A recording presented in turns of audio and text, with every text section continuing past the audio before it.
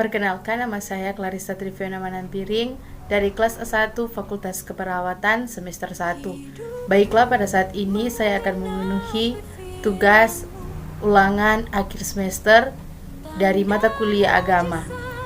Dan untuk judul yang saya ambil yaitu Hakikat Manusia. Keberadaan manusia di dunia ini mengundang banyak pendapat yang melahirkan teori-teori bagaimana manusia bisa ada di dunia ini. Banyak pakar berlomba-lomba mencari bukti, alasan, dan kemungkinan asal-usul manusia. Yang pertama, teori kosmik. Teori ini mengatakan bahwa kehidupan dan alam semesta ini memang dari awal selalu ada. Karena alam semesta ini akan selalu ada, maka hal ini akan selalu terjadi selamanya dan terus-menerus. Yang kedua, teori sensitologi. Teori ini mengatakan bahwa manusia berevolusi dari burung ke hewan lainnya, lalu ke monyet sebelum menghabiskan waktu ribuan tahun sebagai manusia purba. Yang ketiga, teori theistic evolution.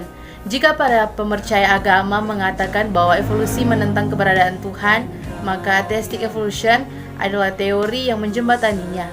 Ide utamanya tetap Tuhan yang menciptakan alam semesta dan isinya. Hanya saja kali ini penciptaan dengan menggunakan ilmu pengetahuan, yaitu Big Bang, fisika kuantum, dan seterusnya. Unsur manusia sebagai makhluk.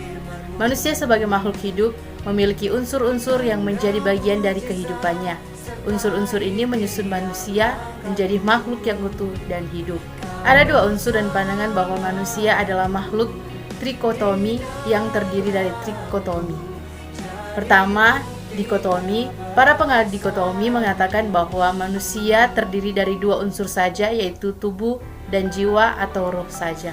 Trikotomi yang mula-mula mempopulerkan trikotomi adalah Watchman Nee, seorang hamba Tuhan dari Cina, melalui bukunya yang diterbitkan dalam 3 volume dan berjudul Spiritual Man. Manusia sebagai makhluk individu dan sosial. Pada dasarnya manusia adalah makhluk individu manusia yang merupakan bagian dan unit terkecil dari kehidupan sosial. Yang membentuk suatu kehidupan masyarakat, manusia merupakan kumpulan dari berbagai individu. Manusia diciptakan oleh Allah dan keberadaan manusia di dunia ini bukanlah sesuatu yang terjadi dengan sendirinya. Keberadaan manusia tidak dapat dilepaskan dari Allah. Alkitab dengan jelas mengatakan bahwa maka Allah menciptakan manusia itu dalam Kejadian 1 ayat 27. Manusia diciptakan dan diadakan oleh Allah.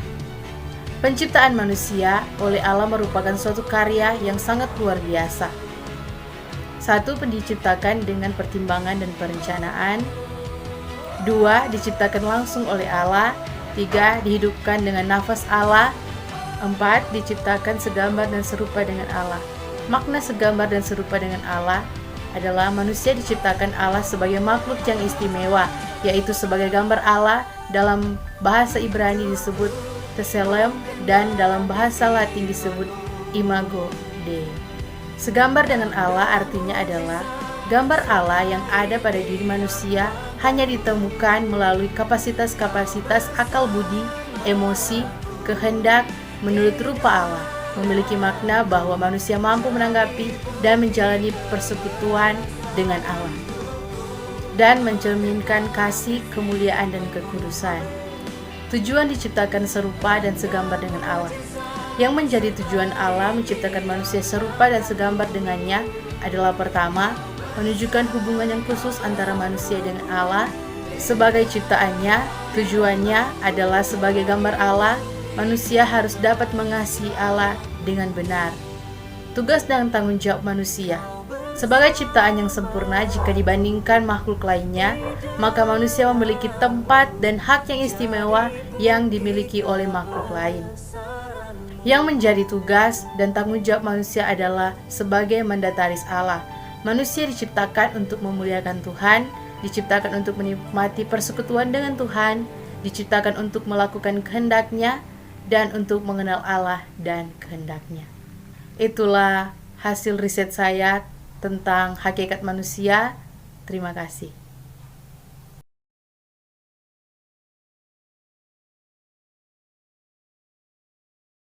Selamat datang di Universitas Pembangunan Indonesia Manado yang terletak dekat dengan kawasan bisnis Bahu Mall Manado. Tempatnya di Kelurahan Bahu, lingkungan 3 Manado, sangat strategis di pusat kota Manado.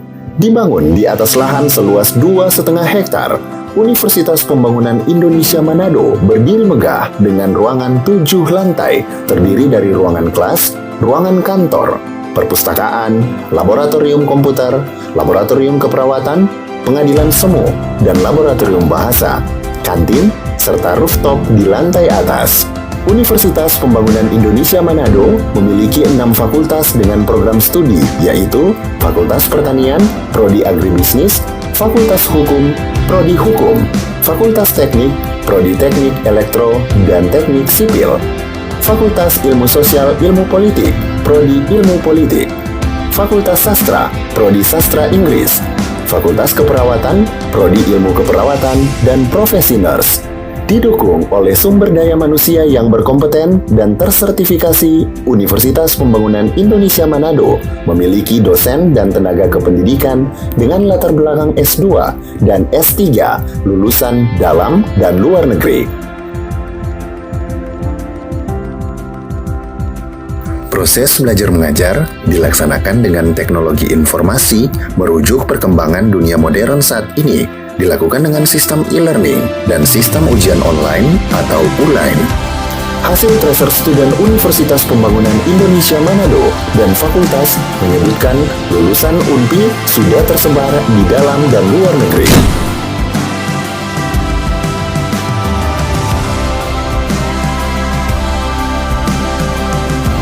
Selamat bergabung putra-putri terbaik bangsa.